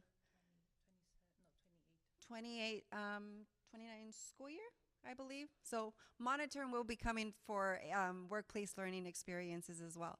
So we want to make sure that these opportunities, having these career specialists on campus and me working alongside with industry as well, that we are meeting compliance and any risk management for our students. At the end of the day, we want to make sure that these are opportunities for students to grow, but these are also safe environments for them to be able to apply those skills within their community, so within our community.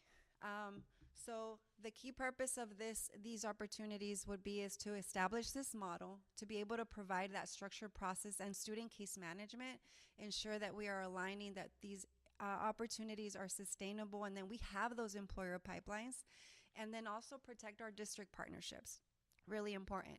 And this is going to be able to hopefully grow our work-based learning opportunities in our community, have that consistency across all campuses, and then to be able to reduce that burden. But now, as I mentioned, we do have liaisons that are providing that support, but these career specialists' sole focus would be to help not only provide these opportunities, but be that support to ensure that success for them.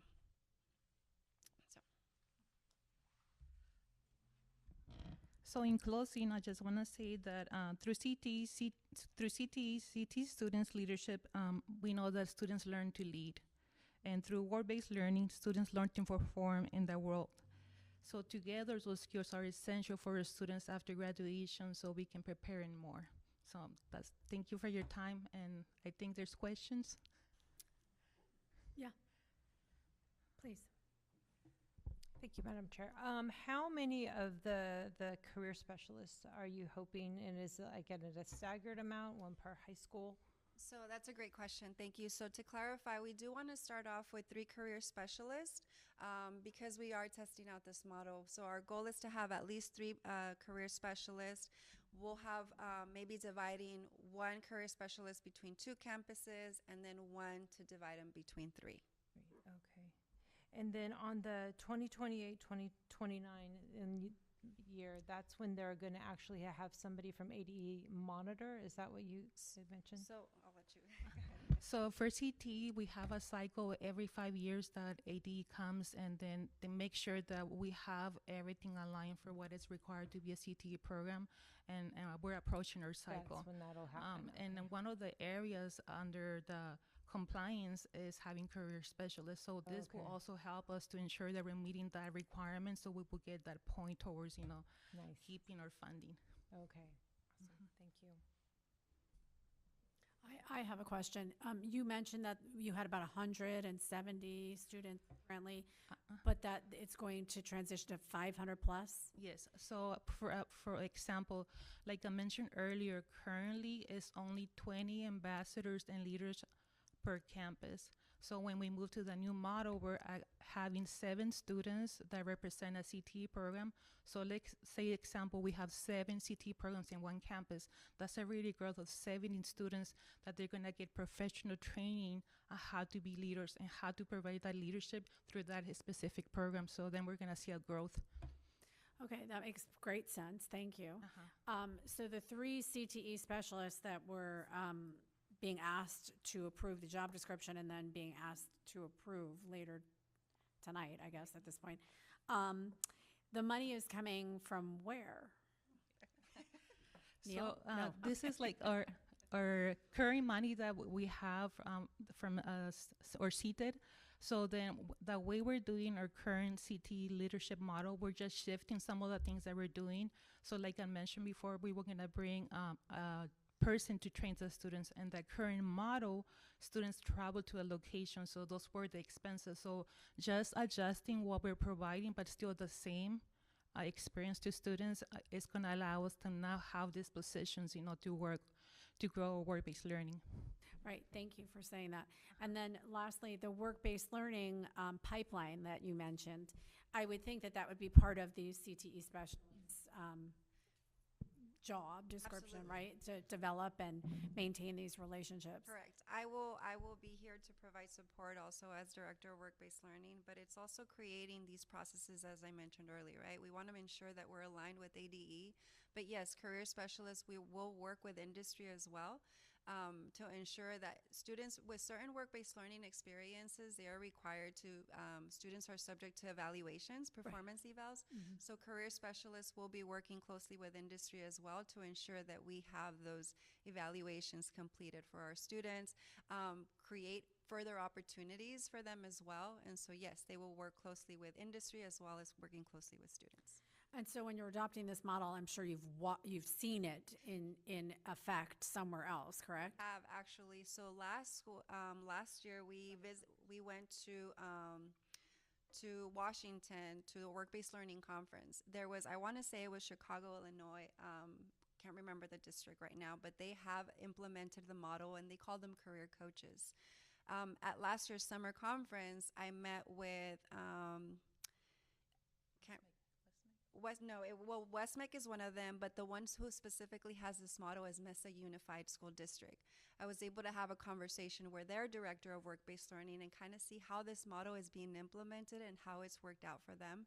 And so a lot of this is replicated from Mesa Unified's career coach. We just changed the title to career specialist. Yeah, Oh, it's perfect. Personalize it to Yuma Union. And so the hope is that we're going to grow Absolutely. the program for the access for our students and help get more involved, correct? And I think our ultimately our goal is to be able to provide work-based learning opportunities beyond CTE. And so having this model, I believe, will allow us to be able to identify what areas we need to improve so that we can fully provide the support to all our students. Thank you so much. You're welcome. Anybody else? Oh, Christy. I can attest to the program. I hired one of their students, and she still works for me to this day, 2.5 years later. She's a great student. Thank you for that. Thank you, ladies, so much.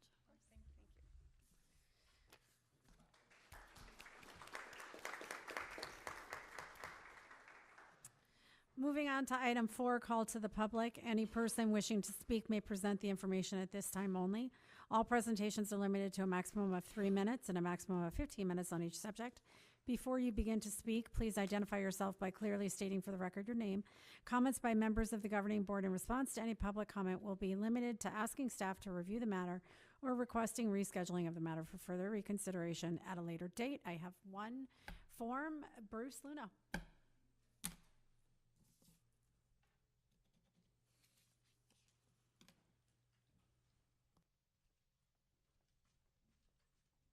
Good evening.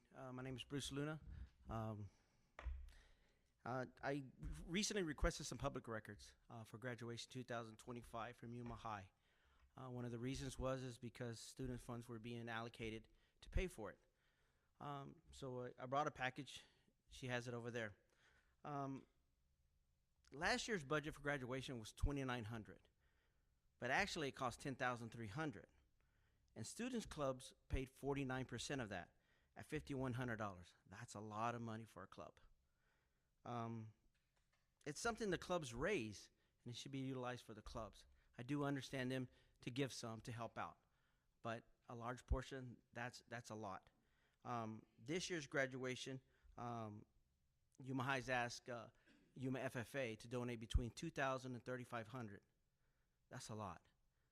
When the community helps FFA, as into raising money, tax credits, donations, and then all of a sudden they see that money going to graduation, and it's not going to the FFA kids for things that they need for trips. Everything costs money. Everything that we do costs money. We want the best for all our kids, especially the FFA kids, if they raise that money. And it does happen at other schools that I'm aware of as well. So maybe we could take a look at it and see, hey, let's not take so much money from these clubs because they're doing their best just to stay afloat. We have wonderful programs and wonderful people at Yuma High. One person is Mr. Fritz, and I'm going to miss him. I heard he recently got a different job. He's been the best principal since I've had my 4 kids at Yuma High, and I'm going to miss you, man. And I know our new principal, Ms. Sanchez, will do an excellent job. But please take a look at that and see how, if the community needs the help for graduation, then put it out there. I'm sure there's plenty of alumni from all different schools that would love to help. Thank you.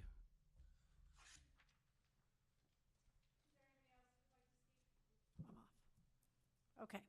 Moving on to item 5, consent items, adoption of items of routine nature and those that normally do not require deliberations on the part of the governing board. A board member may pull items which will be discussed and voted on separately. There is nothing that I was told to pull. Is there a motion? I make a motion to approve the consent items as submitted. Thank you. Motion made by Carlos, seconded by Shelley. Any comments? Then let's proceed to vote. All those in favor say aye. Aye. Opposed? Motion carries. Item 6.1, consideration to accept donations. Give me a second to get there. 6.1, here we go. I will read the donations. To Cibola High School, the Raider Flag Football Club donated jerseys to the Cibola High School Athletic Department to be used during the flag football season. The value of this donation is $1,224.92. Caballeros de Yuma donated $350 to the Cibola High School Girls Soccer Program for use as needed. Caballeros de Yuma donated $500 to the Cibola High School Law and Public Safety Skills USA Club to use for travel expenses and food. Fiesta Sports Foundation donated classroom supplies to Cibola High School in support of Ms. Vera's functional science classes. Excuse me. The value of this donation is $2,415.04. To Gila Ridge High School, Paysetter Homes LLC donated $250 to the Gila Ridge High School Choir Club to use for travel expenses. Sean Toomey donated field paint to the Gila Ridge High School Flag Football Club to use to line the field during the season. The estimated value of this donation is $800. Dalen Delgado donated concession items to the Gila Ridge High School class of 2028 for use in fundraising events. The estimated value of this donation is $50. James Kuzniak donated a hose nozzle attachment, 10 bags of topsoil, 5 bags of sand, and 150 Rawlings Major League Baseballs to the Gila Ridge High School baseball program. The estimated value of this donation is $575. Larry Arnold donated 3 dozen pitching machine, dimpled baseballs, and a wooden baseball bat rack to the Gila Ridge High School baseball program.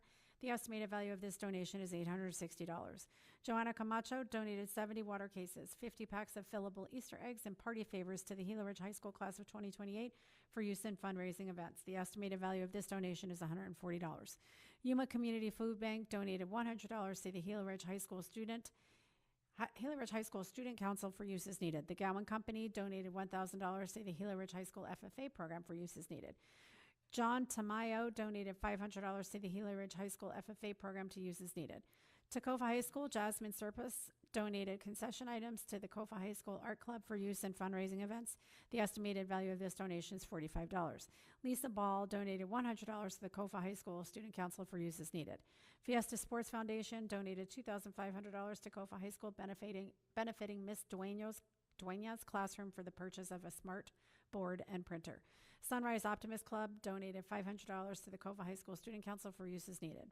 To San Luis High School, Raul Quiros donated concession items to the San Luis High School Skills USA Engineering Chapter for use in fundraising events.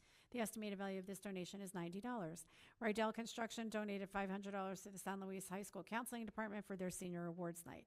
Zeta Galvan donated an indoor-outdoor tennis table to the San Luis High School Table Tennis Club.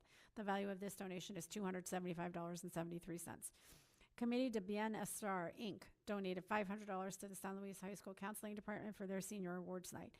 We Are Somos donated new clothing and footwear to the San Luis High School Care Closet Program for students in need. The estimated value of this donation is $1,500. To the city of San Luis, the city of San Luis donated $500 to the San Luis High School Counseling Department for their Senior Awards Night. Jim Santoro donated 58 history books to the San Luis High School Library. The estimated value of this donation is $500. International Med Solutions, Inc. donated $750 to the San Luis High School Snake Charmers to purchase warm-up jackets for 27 dancers.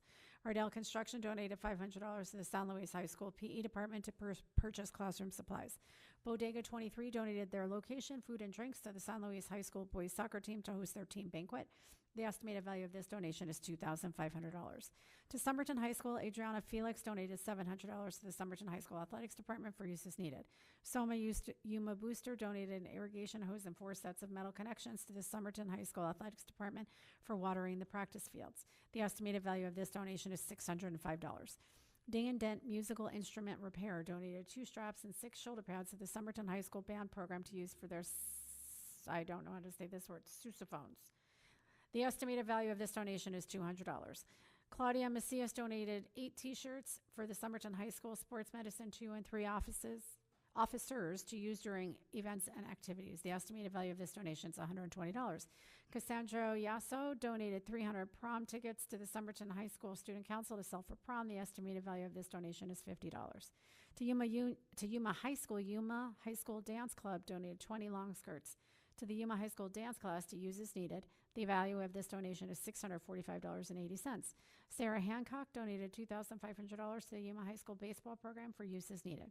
To the Yuma Union High School District, Aloe Fiber Public Relations donated a $50 Barnes & Noble gift card to each of the Yuma High, Gila Ridge, Cibola, and San Luis High School libraries to be used for the 26-27 school year reading challenge. The total donations this month is $24,546.49. And the total year-to-date donations are $576,904.44. Whew. Thank you for the repeat offenders that continue to give to our campuses. We really appreciate it. Is there a motion? I move that the governing board accept the above listed donations. Thank you. Second? Thank you. Motion made by Christy, seconded by Shelley. Any comments? Great. Let's proceed to vote. All those in favor say aye. Aye. Opposed? Motion carries unanimously.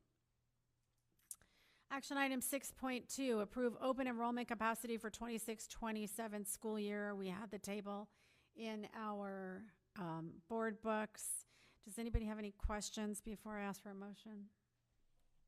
Great. Is there a motion? I move that the governing board approve the open enrollment capacity as listed for the 26-27 school year. Thank you. Turn on the mic. Is there a second? Second. Thank you. Motion made by Christy, seconded by Shelley. Any comments, questions? Let's proceed to vote. All those in favor say aye. Aye. Opposed? Motion carries unanimously. Action item 6.3, approving classified hourly rates for summer learning. Again, table in our book. Any comments, questions? Great. May I have a motion, please? I move that we, the governing board, approve the am I doing the right one? Yep. Hourly rates for summer learning classified positions effective June 1st, 2026 through June 12th, 2026. I'll second that. Thank you. Motion made by Shelley, seconded by Carlos. Any comments? Let's proceed to vote. All those in favor say aye. Aye. Opposed? Motion carries unanimously. Moving on to action item 6.4, approval of the 25-26 employee compensation packet. There were a few revisions in there. The very lovely packet was in its entirety in our board book. Are there any comments or questions? Can I make a suggestion? Oh, Board please. President, sorry, I know we've been lengthy here. Yep. Can we please move 6.7 ahead of 6.4? The job description, since the job description's in the compensation packet for the career specialist, I think we need to have a action on the job description for 6.7 prior to the Okay. job description. I apologize. That's okay. Thank you.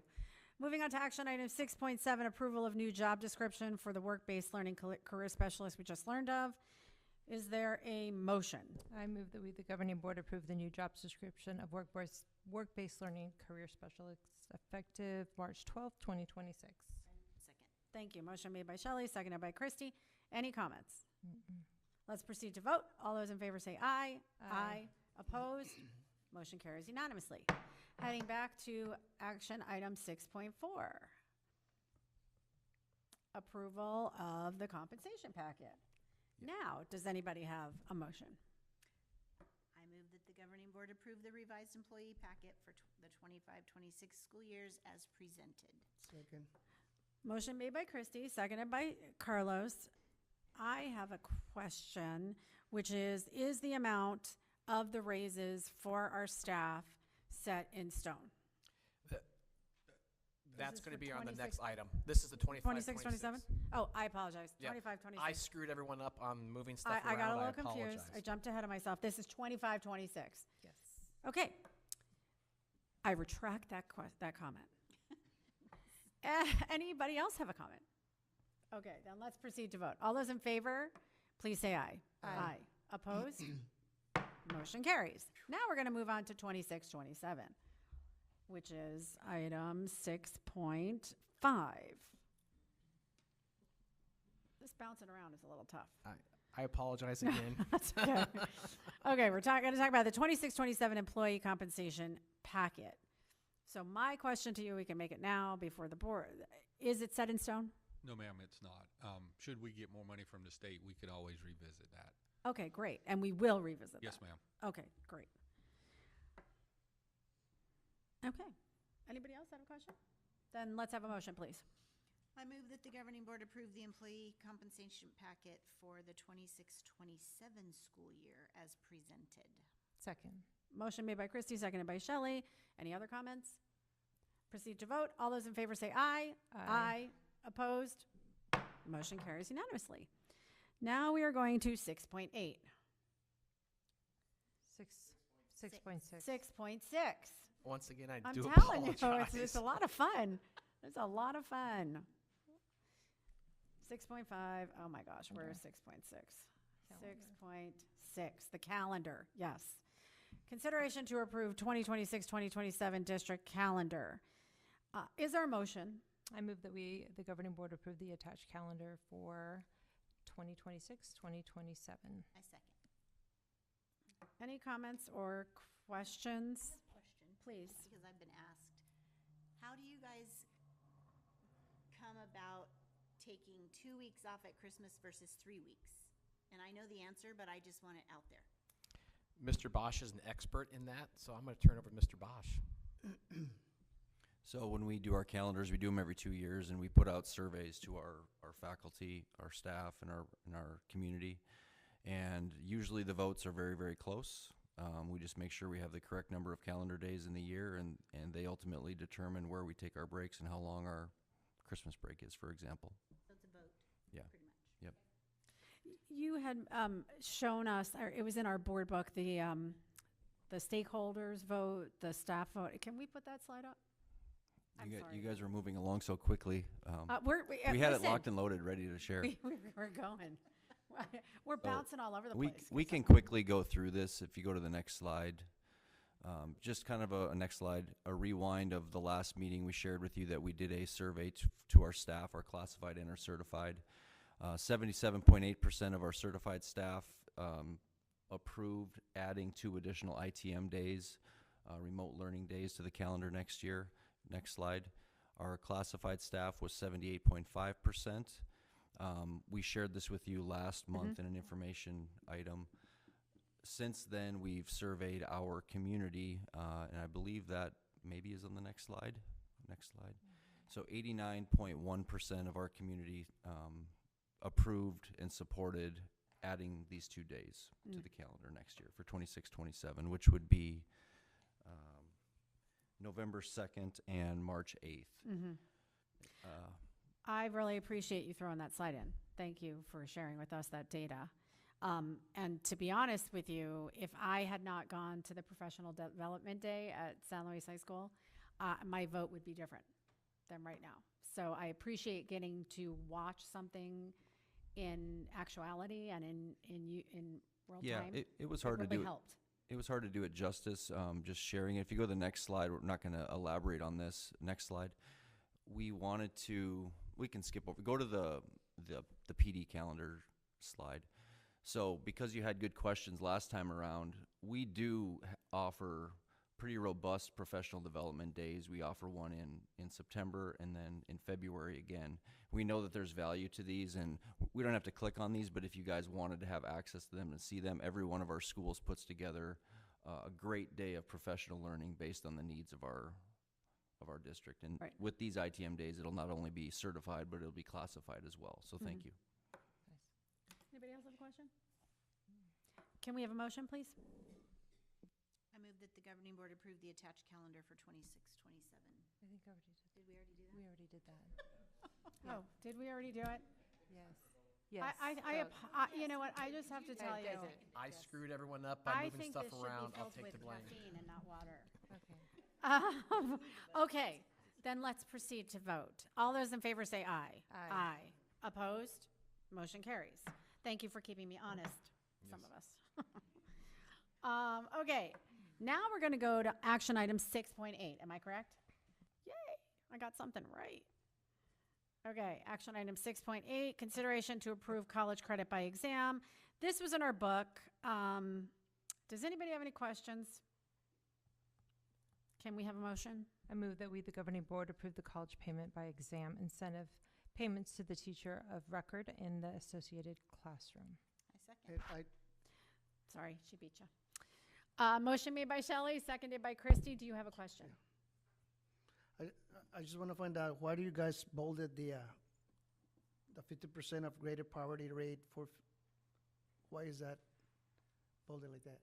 That is the rate that we are set at as Yuma Union High School District. So they do the poverty rate one and the other. That's the one we fall under, so we'll get the higher amount. So you just were pointing it out. Yeah. We'll get the 450. Anybody else? Okay, we had a motion and a second. Let's proceed to vote. All those in favor, please say aye. Aye. Opposed? Motion carries. Item 6.9, consideration to approve the gifted scope and sequence. I think we have to do this like every so often, right? And that's for now. The every so often is now. Is there a motion? I make a motion to approve the 2026 Yuma Union High School District scope and sequence for the gifted and talented education scope and sequence as presented. This document serves as the comprehensive framework for the ID, instruction, and support of gifted learners across Yuma Union High School District for the upcoming 4-year cycle. Second. Motion made by Carlos, seconded by Shelley. Any questions, comments? Let's proceed to vote. All those in favor, please say aye. Aye. Opposed? Motion carries unanimously. Beautiful. Item number 7, future agenda items. Anyone? Great.